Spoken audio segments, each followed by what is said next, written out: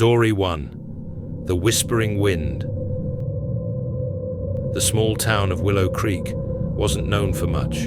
A diner, a gas station, and the surrounding woods. But if you asked any of the older residents, they'd warn you about the Whispering Wind. It all started with Emma, a freelance photographer who had recently moved to Willow Creek. She rented a cozy cabin at the edge of the woods, eager for some quiet and inspiration. The first night was uneventful, save for the occasional howl of a distant wolf. But on the second night, something peculiar happened.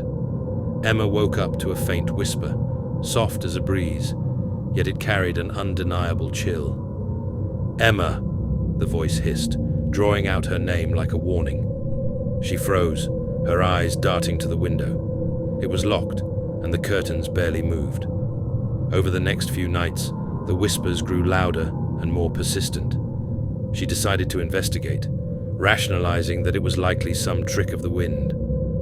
Armed with her camera and a flashlight, she ventured into the woods. The air grew colder with every step, and the whispering turned into a cacophony of voices, each one calling her name. Suddenly, her flashlight flickered and went out. Panicking, Emma turned around to retrace her steps, but the path had vanished. Her camera, still in hand, clicked on its own, the flash illuminating glimpses of pale, gaunt figures surrounding her. They weren't human anymore. Their mouths stretched unnaturally wide as they whispered in unison, "Stay with us, Emma." When she was found days later, her camera held hundreds of photos of her, surrounded by shadows, staring directly at the lens. Emma left Willow Creek that same day, but the whispers never left her. Moral: some mysteries are better left unexplored. Curiosity can lead you into danger. Story 2. The Locked Ward. Dr. Ben Carter was a seasoned psychiatrist who had seen it all, or so he thought. When he was assigned to the old Wing C of St. Mary's Asylum, he dismissed the stories as exaggerated rumors.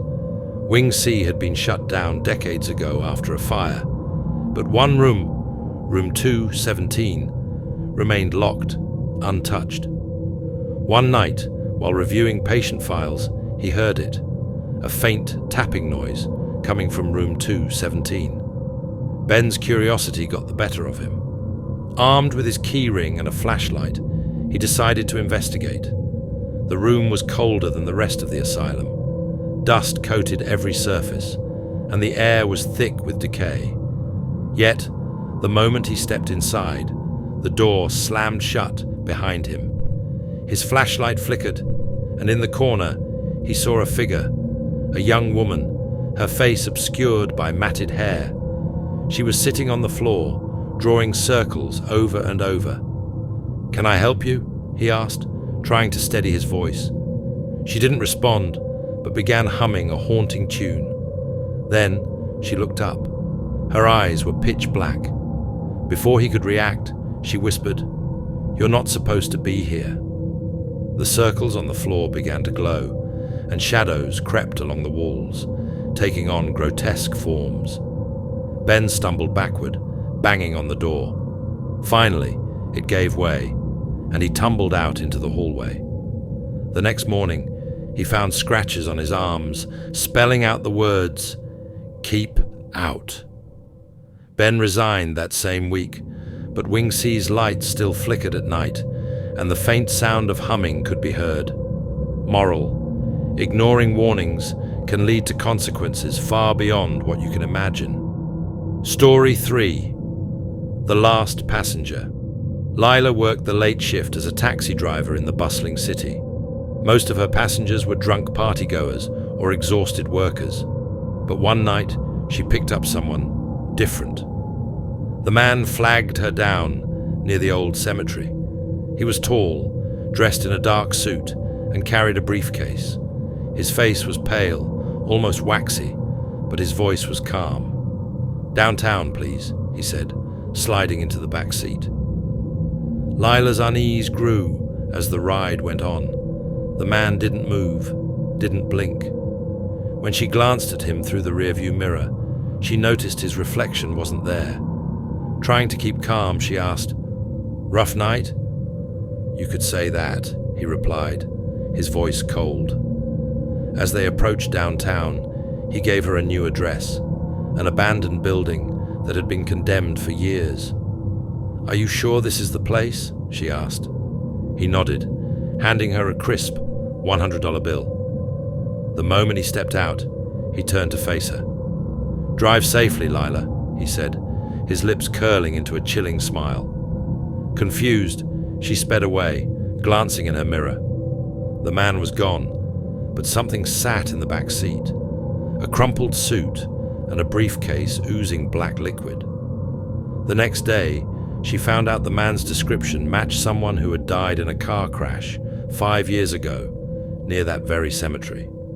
Moral: not every passenger is meant to reach their destination. Story 4. The painting. Caroline loved antiques. When she stumbled upon an old painting at a flea market, she was immediately captivated. It depicted a beautiful woman in a crimson dress, standing in a moonlit forest. The vendor warned her, "That piece has a history," but she dismissed it as a sales tactic. Once the painting was hung in her living room, strange things began to happen. At first, it was subtle. The room grew colder, and the painting seemed to change slightly each day. The woman's smile grew wider, her eyes sharper. Then, at night, Caroline started hearing footsteps and faint laughter.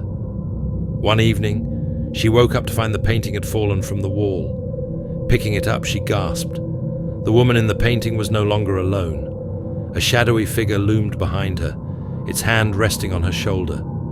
Caroline decided to get rid of it. She left it at the flea market, but when she returned home, it was back on her wall, the shadow closer to the foreground. The following night, the laughter grew louder. Caroline's neighbors found her the next morning, staring at the painting. Her lips twisted into a smile, identical to the woman's.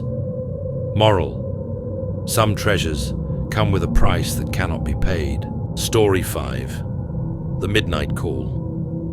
Mark hated working late, but as a tech support agent, it came with the job. One quiet night, the phone rang at 2:13 a.m. The caller ID was blank, but he answered anyway. "Hello, tech support," he said. There was silence. Then a distorted voice replied, "Do you believe in ghosts, Mark?" His blood ran cold. "Who is this?" he demanded, but the line went dead. Moments later, his computer screen flickered and a chat window opened. "Why don't you turn around?" the message read. Mark's heart pounded as he slowly turned his chair. Nothing. Just the dark, empty office. Relieved, he turned back to his screen, only to see a reflection of a figure standing behind him in the monitor. He spun around, but the office was empty. The phone rang again. This time, the voice whispered, "I'm closer than you think." Mark quit the next day, but his new phone kept receiving calls at 2:13 a.m., no matter where he was. Morale: some connections are better left unanswered.